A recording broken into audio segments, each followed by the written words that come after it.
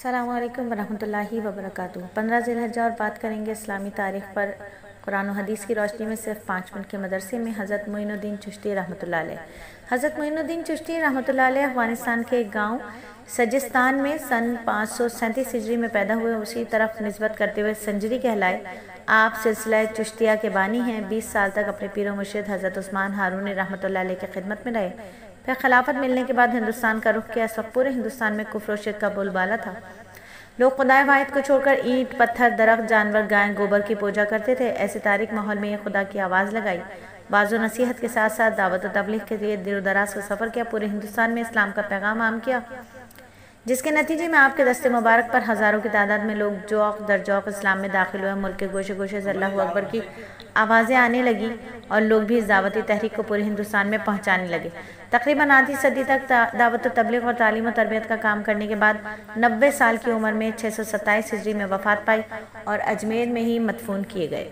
اللہ کی قدرت پر بات کریں کہ کینگرو خرگوش کی ہم شکل ایک بڑا جانور ہے جو انسانی قد کے برابر ہوتا ہے۔ اس کے اگلے پیر بڑے چھوٹے ہوتے ہیں اور پچھلے پیر بڑے مضبوط ہوتے ہیں۔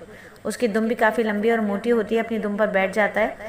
عجیب بات ہے کہ اس کے پیٹ پر ایک تھیلی ہوتی ہے۔ کینگرو کا بچہ پیدائش کے وقت صرف 2 انچ کا ہوتا ہے، جس کی آنکھ بھی بند رہتی ہے۔ اس کے باوجود وہ اپنی ماں کے جسم کے بالوں کو پکڑ کر سیدھا اس تھیلی میں پہنچ جاتا ہے اور وہاں دودھ پی کر بڑا ہوتا ہے۔ تو بھلا بتائیں تو صحیح کہ اس چھوٹے سے بچے کو تھیلی کا راستہ کون بتاتا ہے؟ اللہ ہی اپنے قدرت سے ان جانوروں کی رہنمائی فرماتا ہے۔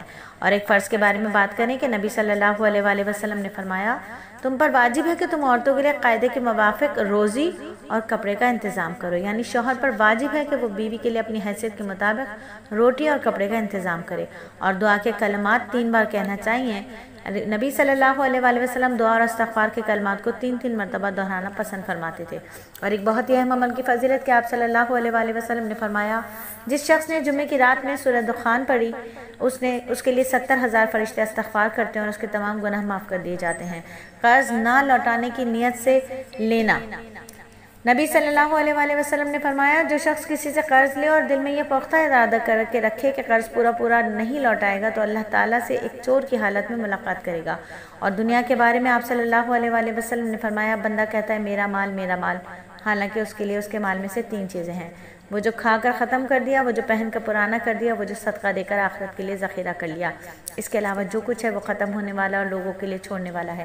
اور قیامت کا حال قرآن میں اللہ فرماتے ہیں، بے شک فیصلے کا دن متعین ہے، جس دن سور پھونکا جائے گا، پھر تم لوگ گروہ در گروہ ہو کر آؤ گے اور آسمان کھولا جائے گا اور اس میں دروازے ہی دروازے ہو جائیں گے اور پہاڑ چلا دیے جائیں گے، وہ چمکدار ریت کی طرح ہو جائیں گے۔ اور طب نبوی سے علاج کے نبی صلی اللہ علیہ وآلہ وسلم نے فرمایا، انجیر کھاؤ، یہ بواسیر کو ختم کرتا ہے، مسوڑوں کے درد میں مفید ہے، اور قرآن نصیحت کرتا ہے، تم کو کیا ہو گیا کہ تم اللہ کے راستے میں خرچ نہیں کرتے، حالانکہ آسمان و زمین سب اللہ تعالیٰ کی میراث کے لیے ہیں۔ الحمدللہ 5 منٹ کا مدرسہ صرف اور صرف 3 منٹ 15 سیکنڈ میں مکمل ہوا۔